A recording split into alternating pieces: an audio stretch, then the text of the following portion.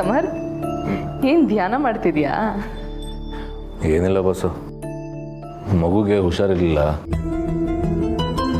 ಏನು, ಮಗುಗೆ ಹುಷಾರಿಲ್ವಾ? ಯಾಕೇನಾಯ್ತು ಸಮರ್?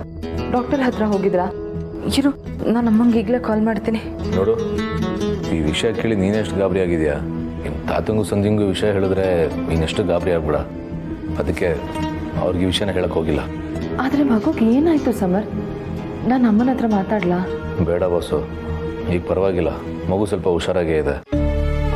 ಇಷ್ಟು ದಿನ ದೇವ್ರ ಹತ್ರ ಅಮ್ಮಂಗೋಸ್ಕರ ಬೇಡ್ಕೋತಾ ಇದ್ದೆ. ಆದರೆ ಮೊದಲನೇ ಸಲ ಅಮ್ಮನ ನಂತರ ಮಗುಗೆ ಬೇಡ್ಕೋತಾ ಇದ್ದೀನಿ. ಆದರೆ ಏನಂತ ಹರಕೆ ಕೆಡಬೇಕು ಅಂತ ಗೊತ್ತಾಗ್ತಾ ಇಲ್ಲ. ಅದನ್ನೇ ಯೋಚನೆ ಮಾಡ್ತಾ ಇದ್ದೆ. ಆಯ್ತು, ಬೆಳಗ್ಗೆ ದೇವ್ರ ಮುಂದೆ ಮುಡುಕು ಕಟ್ಟೋಣ. ದೇವಸ್ಥಾನಕ್ಕೆ ಹೋದಾಗ ಅದನ್ನು ತೊಗೊಂಡೋಗಿ ಅದ್ರಲ್ಲಿ ಪ್ರಸಾದ ಮಾಡಿಸಿ ಮಕ್ಳಿಗೆ ಊಟ ಹಾಕ್ಸೋಣ. ಈಗ ಸಮಾಧಾನ ಮಾಡ್ಕೊ. ಸರಿ, ಆಯಿತು, ಹಾಗೆ ಆಗಲಿ. ಈಗ ನಾನು ಸ್ವಲ್ಪ ಸಮಾಧಾನ ಆಯಿತು.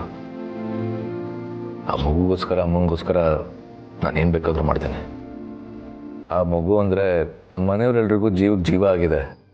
ಆ ಮಗುವಿನ ನಗುನೇ ಮನೆಯವರೆಲ್ಲರೂ ಮನಸ್ಸನ್ನು ತಿಳಿಯಾಗ್ತಿರೋದು. ಆ ನಗು ಯಾವಾಗಲೂ ಹಾಗೆ ಇರಬೇಕು. ಮಗುಗೆ ಒಳ್ಳೇದಾಗಬೇಕು. ಖಂಡಿತ ಒಳ್ಳೇದಾಗತ್ತೆ.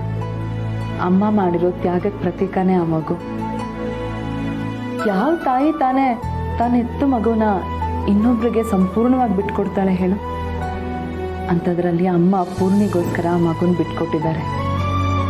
ತನ್ನ ಕಣ್ಣು ಮುಂದೆನೆ ತನ್ನ ಮಗುಗೆ ಇನ್ನೊಬ್ಳು ತಾಯಿ ಆಗ್ತಾಳೆ ಅನ್ನೋದನ್ನ ನೆನ್ಸ್ಕೊಂಡ್ರೇನೆ ಕಣ್ಣಲ್ಲಿ ನೀರು ಬರುತ್ತೆ.